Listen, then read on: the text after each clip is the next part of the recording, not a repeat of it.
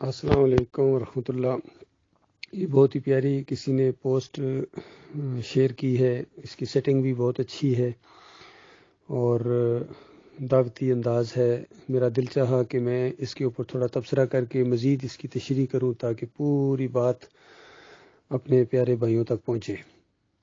اللہ تعالیٰ کا یہ فرمان ہے، اس کا ہیڈنگ انہوں نے اوپر ڈالا ہے کہ غیر اللہ کو پکارنا شرک ہے، اور سورہ شعراء کی 213 نمبر آیت کا حوالہ دیا ہے۔ اعوذ باللہ من الشیطان الرجیم، بسم اللہ الرحمن الرحیم، فلا تدع مع اللہ الہا آخر فتکون من المعذبین، کہ دیکھنا اللہ کے علاوہ کسی اور کو نہ پکارنا، اللہ کے ساتھ کسی اور کو معبود نہ ماننا، کسی اور کو نہ پکارنا، ورنہ تم بھی سزا پانے والوں میں شامل ہو جاؤ گے۔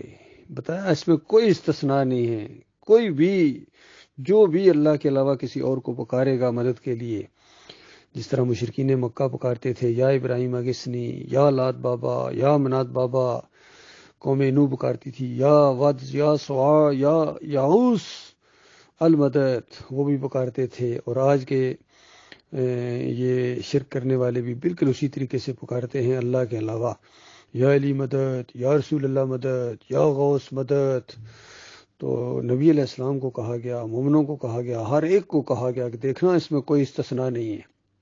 یہ وہی والا انداز ہے، لئن اشرکت لیحبطن عملک ولتکونن من الخاسرین، کہ نبی آخری نبی ہیں آپ، برگزیدہ ترین نبی ہیں، اور یہ بات ایمان اور توحید کے حوالے سے سن لیجیے، ہر ایک کو میں نے یہی کہا ہے کہ لئن اشرکت، اگر تو نے بھی شرک کیا تو ضرور بالضرور وَلَتَكُونَنَّ مِنَ الْخَاسِرِينَ، ضرور بالضرور خسارہ پانے والوں میں شامل ہو جاؤ گے۔ اور یہاں بتایا فَتَكُونَ مِنَ الْمُعَذَّبِينَ، تم سزا پانے والوں میں شامل ہو جاؤ گے۔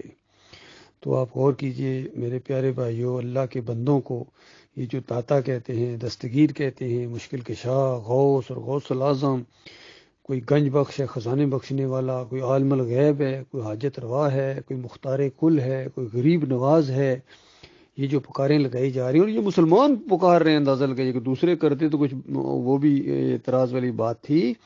تو یہ مسلمان ان مزاروں کے اوپر جا کے، ان نامراد قبروں کے اوپر جا کے سب کچھ وہی کرتے ہیں جو ہندو مورتی کے سامنے کرتا ہے۔ اسی وجہ سے ان کو عذاب دیا جا رہا ہے، ہر جگہ ان کو ذلت اور خواری ہے، اسی شرک کی وجہ سے ہے۔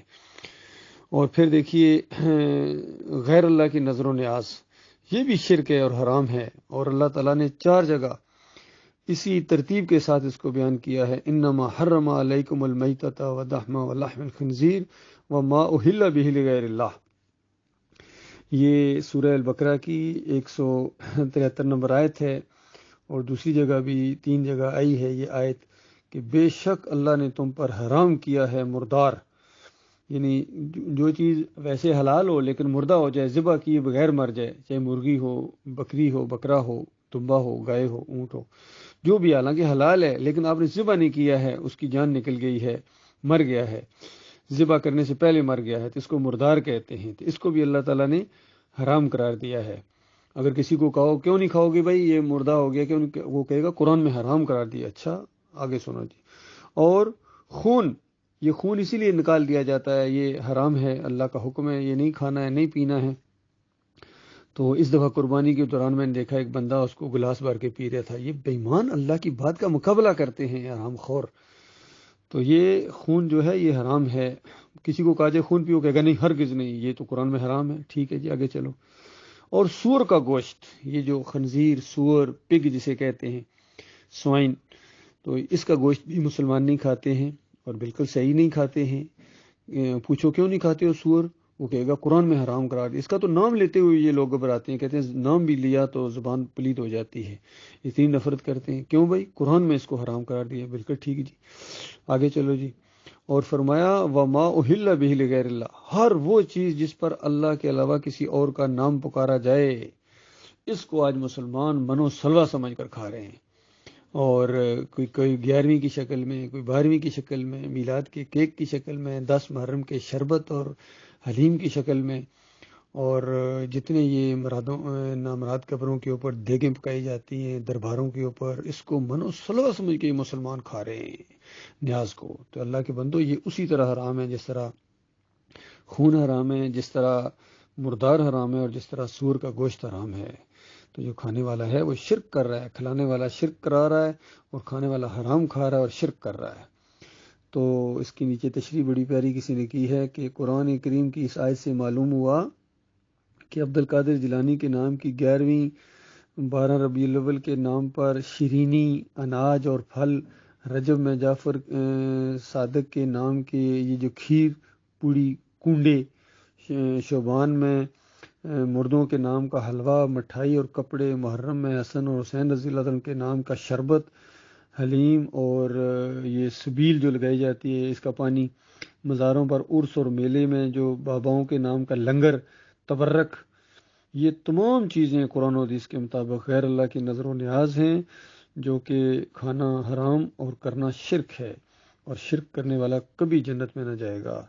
تمام نعمتیں اللہ کی عطا کرتا ہیں، لہذا صرف اللہ تعالیٰ کے نام کی نظر و نیاز کریں، کیونکہ یہی اللہ کا حکم ہے اور سنت رسول صلی اللہ علیہ وسلم ہے.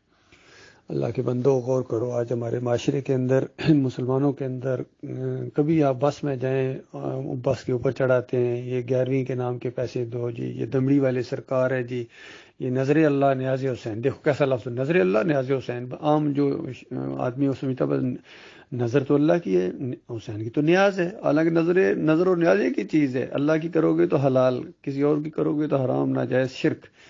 تو یہ توبہ کرنی چاہیے، معافی مانگنی چاہیے. اللہ کے علاوہ کوئی داتا نہیں ہے، کوئی دستگیر نہیں ہے، کوئی مشکل کشا حاجت روا نہیں ہے، کوئی پکارے جانے کے لائق نہیں ہے. جس طرح اسی طرح کوئی رکوع اور سجدے کے بھی لائق نہیں ہے. یاد رکھیے کوئی رکوع اور سجدے کے لائق نہیں ہے. جب ابراہیم علیہ السلام رکوع اور سجدے کے لائق نہیں ہے، اسحاق علیہ السلام رکوع اور سجدے کے لائق نہیں ہے، جب یعقوب علیہ السلام رکوع اور سجدے کے لائق نہیں ہیں، تو یوسف علیہ السلام کس طرح سجدے کے لائق ہو گئے؟ آج کچھ مفسرین نے، جس طرح ابن کثیر نے اور دوسرے لوگوں نے بھی اسی طرح کی تفسیر کی ہے.